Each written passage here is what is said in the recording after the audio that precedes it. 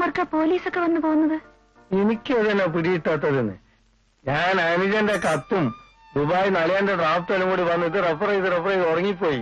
ആഴ്ച പറയാൻ എന്തോ പോലീസ് വന്നോ പോയിന്നിട്ട് എന്തേലും ആഴ്ചയായി. 24 മണിക്കൂറിനുള്ളിൽ വീട് ഒഴിയണമെന്ന് പറഞ്ഞു. ആ പണിക്കര് ചില്ലറക്കാരനൊന്നും അല്ലാട്ടോ. ഇൻസ്പെക്ടർ അയാളുടെ ചങ്ങാതിയാണെന്ന് തോന്നുന്നു. എന്ത് ചങ്ങാതി? ഞാൻ ഉറങ്ങിയത് ഭാഗ്യമായെന്ന് വെച്ചോ? അല്ലെങ്കിൽ ഇൻസ്പെക്ടർ മണിക്കരെല്ലാം കൂടി. നിങ്ങളൊന്നും മിണ്ടാതിരിക്കുന്നുണ്ടോ?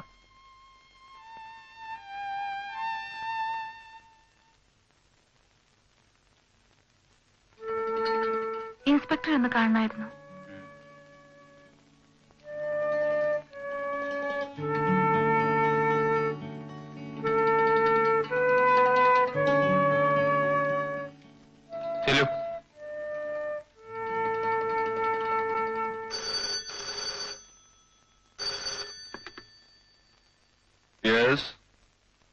Inspector Rajendra here. അതെ, ശരിയാണ്. തല്ലിയതും ശരിയാണ്. കുറ്റവാളികളെ കെട്ടിപ്പിടിച്ച് ഒരു ഉമ്മ കൊടുക്കാൻ ഇൻസ്പെക്ടർ രാജേന്ദ്രൻ ശീലിച്ചിട്ടില്ല. അതെ അതെ, നിങ്ങൾ ഭരണകക്ഷിയോ പ്രതിപക്ഷമോ എന്നുള്ളതല്ല ഇവിടുത്തെ പ്രശ്നം. പ്രതി കുറ്റം ചെയ്തിട്ടുണ്ടോ എന്നുള്ളതാണ്. അതെ അതെ, എനിക്ക് ഭയമില്ല. സത്യത്തിന് വേണ്ടിയാണ് ഞാൻ നിലകൊള്ളുന്നത്. നീതി നടപ്പാക്കാൻ വേണ്ടിയാണ് ഞാൻ ഈ കാക്കി കുപ്പായിട്ടത്. ഇല്ല, ഒരു വിട്ടുവീഴ്ചയുമില്ല. യെസ്, ഇരിക്കൂ. എന്താണ്? അവിവേകമാണെങ്കിൽ പൊറുക്കണം. ഇല്ല, അവിവേകം പൊറുകയില്ല. സാറ് ഇപ്പൊ ഫോണിൽ പറഞ്ഞതൊക്കെ സത്യമാണെങ്കിൽ എനിക്ക് പേടിക്കാനില്ല. ഫോണിൽ പറഞ്ഞതോ? അതെ, സാറ് സത്യത്തിനും നീതിക്കും വേണ്ടി നിലകൊള്ളുന്നു പറഞ്ഞല്ലോ. പറഞ്ഞ സത്യമാണ്. കോട്ടപ്പള്ളി സുലൈമാൻ എന്ന കേടിയെ ഒതുക്കിയത് ഞാനാണ്. അപ്പോ എനിക്ക് നീതി കിട്ടും അല്ലേ? നിങ്ങൾക്ക് മാത്രമല്ല, എല്ലാവർക്കും ഇവിടെ നീതി കിട്ടും. ഞങ്ങൾ 9 കൊല്ലമായി വാടകയ്ക്ക് താമസിക്കുന്ന വീട്ടിൽ നിന്ന് പെട്ടെന്ന് ഒരാൾ ഇറക്കി വിടാൻ വന്നാൽ സാർ അയാൾക്ക് കൂട്ടു നിൽക്കൂ? ആരാണ് നിങ്ങൾ? ഞാൻ മീര. എന്റെ അമ്മ പേടിച്ച് പനിച്ചു കിടക്ക. സാറാ പണിക്കരുടെ കൂടെ വീട്ടിൽ വന്നില്ലേ? ഓഹോ, നിങ്ങളാണോ അഹങ്കാരി? സാർ, പൈസേ വാടക കൊടുക്കാതെ അയാളുടെ വീട്ടിൽ കയറി താമസിച്ച് ഇവിടെ നീതിക്ക് വന്നേക്കുന്നോ? വാടക കൊടുത്തില്ലെന്നോ? ഈ മാസം വരെ വാടക അയച്ചതിന്റെ റെസിപ്റ്റ് എന്റെ കയ്യിലുണ്ട് സാർ. ആര് പറഞ്ഞു? ഞാനല്ലേ സാർ അയച്ചത്. സത്യസന്ധനായ സാറിനെ ആ പണിക്കര് പറഞ്ഞു പറ്റിച്ചതാണ്. നോ, പണിക്കരൻ സുഹൃത്താണ്. ചാനൽ ഷാപ്പിൽ തല്ലുണ്ടാക്കിയാൻ.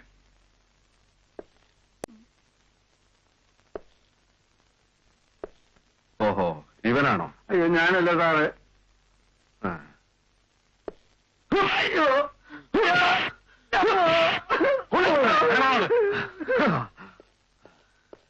I am very strict.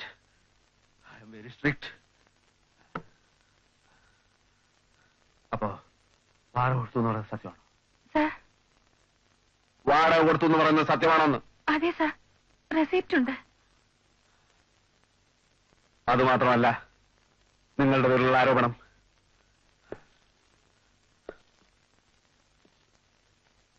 Police പുല്ലാണെന്നും sub inspector, അതായത് ഞാൻ, ഒരു കിഴങ്ങനാണെന്നും നിങ്ങൾ പറഞ്ഞില്ലേ? അയ്യോ സാർ. Get out.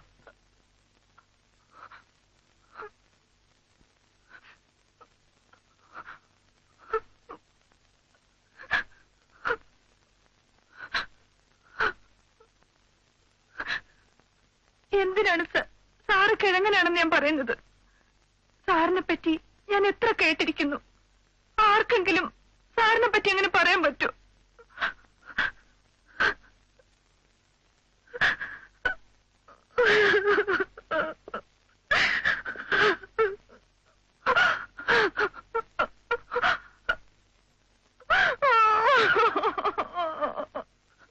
വാടക കൊടുത്തില്ലെങ്കിൽ ഞങ്ങളെ ഇറക്കി വിട്ടോട്ടെ. കൊടുത്തു എന്ന് തെളിഞ്ഞാൽ ഞങ്ങളെ താമസിക്കാൻ അനുവദിക്കോ സാർ? അത് സാറല്ലാതെ ഞങ്ങൾക്ക് നീതി തരാൻ മറ്റൊരാളില്ല. ഞാൻ ആലോചിക്കട്ടെ. കരയാതിരിക്കൂ. ആ കണ്ണു തുറക്കൂ കുട്ടി. പോയിക്കോളൂ, കുട്ടിക്ക് നീതി ലഭിച്ചിരിക്കും. ഉറപ്പാണോ സർ? എസ് ഐ രാജേന്ദ്രനാണ് പറയുന്നത്. പോയിക്കോളൂ. Thank you sir. നിൽക്കൂ.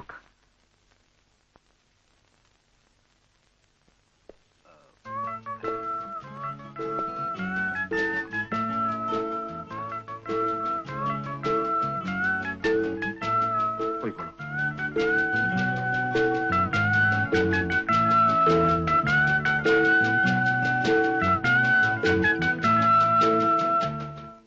പെട്ടെന്ന് ഇങ്ങനൊരു മനം മാറ്റം ഉണ്ടാകാനുള്ള കാരണം എന്താണെന്നാ ഞാൻ ചോദിച്ചത്.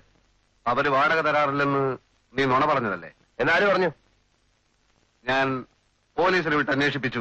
പോലീസിനെ വിട്ട് അന്വേഷിപ്പിക്കാൻ ഞാൻ പറഞ്ഞോ? ഇല്ലല്ലോ. നീ പറഞ്ഞതുപോലെ ചെയ്യാൻ പോലീസുകാരും നിന്റെ കൂലിക്കാരോ?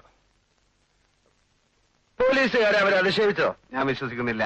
ആഹാ, ആ നിനക്ക് അവര് കൈക്കൂലി തന്നു അല്ലേ? ഗോപാലകൃഷ്ണ, കൈക്കൂലി എന്ന വാക്ക് തന്നെ എനിക്ക് അലർജിയാണ്. എന്തിനാ നിർത്തിയത്? തല്ലടാ, തല്ലടാ, ഒരു പ്രാണ സുഹൃത്തിന്റെ മോന്തികൾ തല്ലടാ. സ്നേഹത്തെക്കാൾ വലുതാടാ എനിക്ക് സത്യവും നീതിയും. ഒന്നോ കേട്ടോ ഗോപാലകൃഷ്ണ,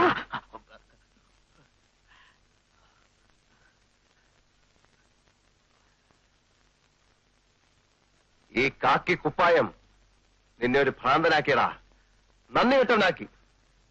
രാജേന്ദ്ര, സ്കൂളിൽ പഠിച്ചുകൊണ്ടിരുന്ന കാലത്ത് നിനക്ക് എത്ര പ്രാവശ്യം ഞാൻ ചോറ് വാങ്ങിച്ചു തന്നിട്ടുണ്ടടാ. വെട്ടി ഉരുട്ടി ഉരുട്ടി വിരിഞ്ഞതൊക്കെ നീ മറന്നു വേണോടാ.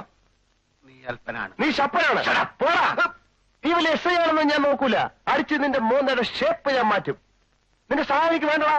നീ കോട്ടപ്പള്ളി സുരേന്ദ്രനെ വേണ്ട പാക്കിയാണല്ലോ. നീ ധൈര്യം കൊണ്ട് എന്നോട് കളിച്ചു നോക്ക്. ഉണ്ട ചോറിന് നന്ദി കാണിക്കാത്ത കൊണാപ്പൻ.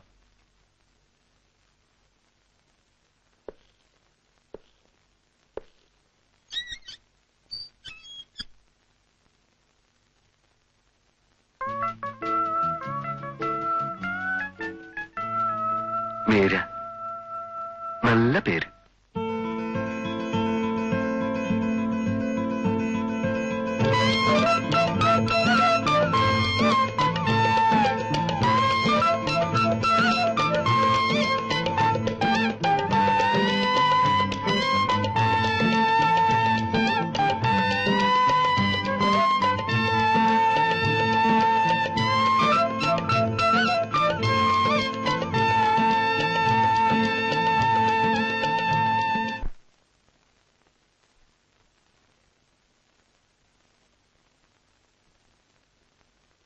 വാടകക്കാർ അവിടെ താമസിക്കാൻ തുടങ്ങിയിട്ട് ഇപ്പൊ എത്ര വർഷമായി?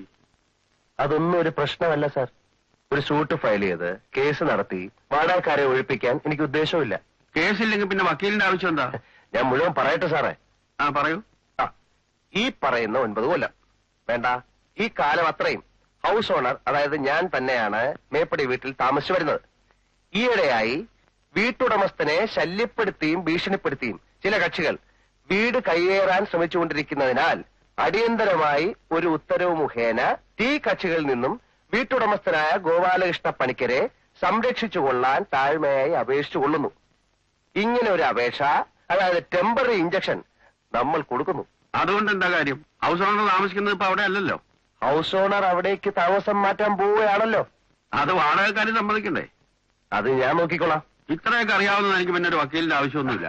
അതല്ലെന്നേ, ഇഞ്ചക്ഷൻ അപേക്ഷയ്ക്ക് മുമ്പ് വാടകക്കാരെ ശല്യപ്പെടുത്തി വീട്ടിൽ നിന്ന് പുറത്താക്കാൻ ഞാൻ ശ്രമിക്കും.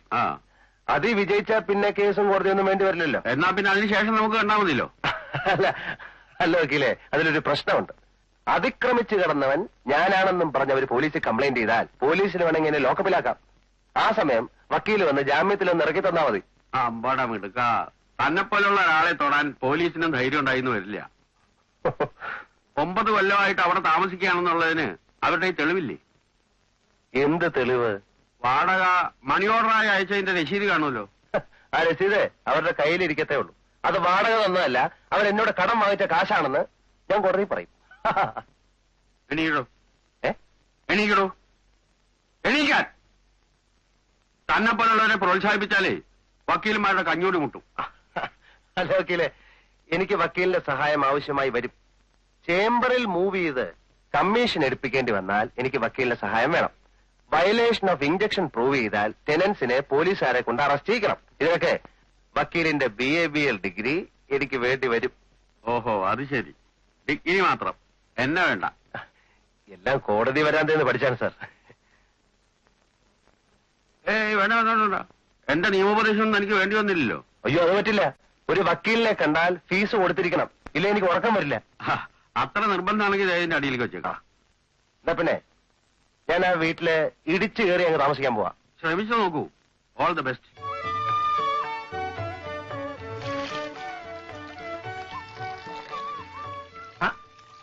എന്താ പണിക്കര്, ഇന്നലെ ഉത്സവപ്പറമ്പ് കച്ചവടം ഉണ്ടേ നിങ്ങൾക്ക്?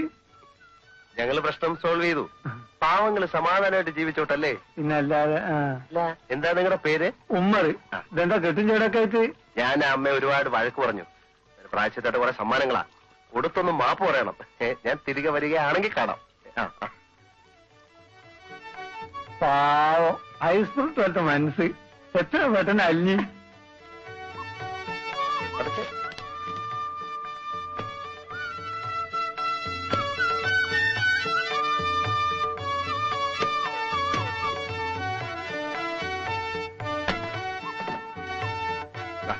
എല്ലാരും കൂടെ എടുത്തോ. 2 രൂപ. അത് മതി, പോ.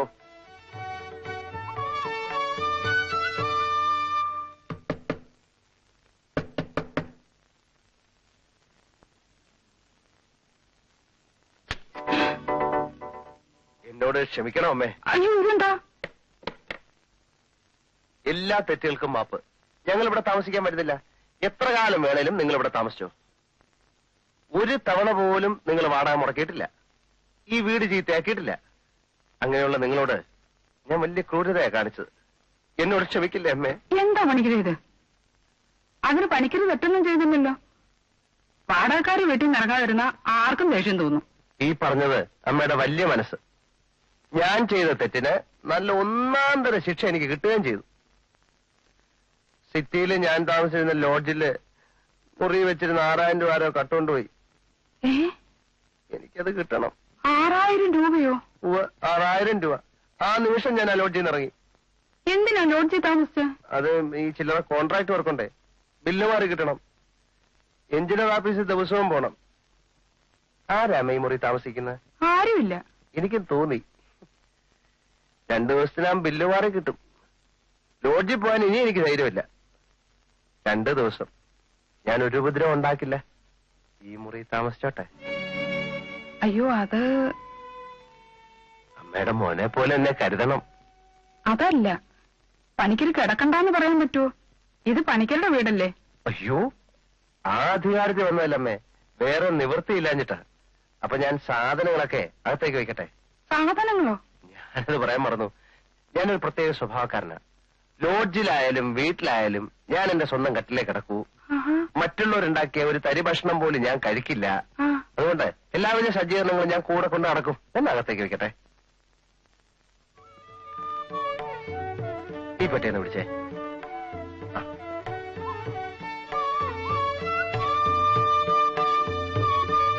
മാറിക്കേ.